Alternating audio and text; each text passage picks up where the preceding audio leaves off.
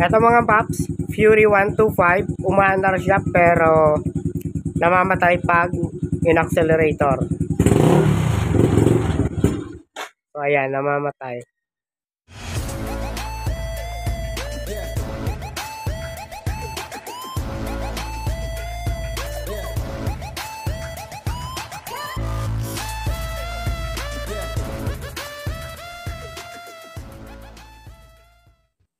Marami ang pwede maging cause nito. Pwedeng CDI, pwedeng ignition coil, pwedeng spark plug cap, pwedeng spark plug mismo. Pero ang pinaka-common na problema kapag ganito ay carburetor. So, maaaring barado yung gasolina or barado yung main jet. So, titingnan natin kung ano ba talaga ang pinaka-problema nito.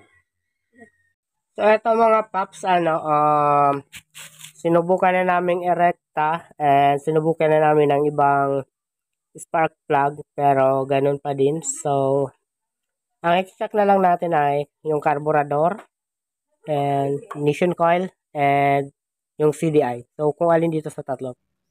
So, isa pa pala sa mga maaaring dahilan nun mga paps ay yung kapag may tubig itong gasolina sa loob ng carburetor. So, eto wala naman itong tubig kasi pinatulo na namin ito noong isang araw. So, ang titingnan na lang natin dito sa carburetor na ito ay kung barado ba yung mga jettings niya. Lalong-lalo na yung main jet niya.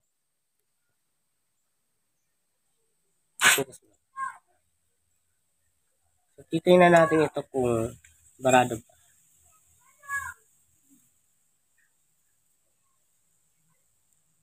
So, malinis naman ang kanyang main jet. Wala namang bara. Pati yung mga butas niya sa gilid, okay lang din naman. So, ibig sabihin guys, maaaring hindi dito yung problema.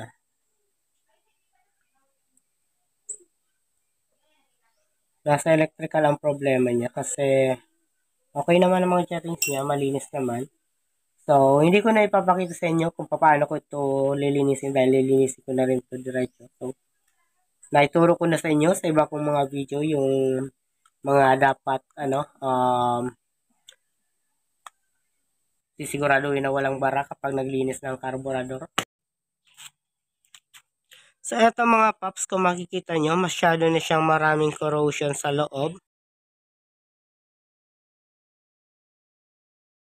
So, bali mga paps, ang naging problema ng Fury 125 na yon ay loose connection, yung mga wires sa CDI socket niya. At saka, may mga nakita din kaming grounded na wires sa harness niya.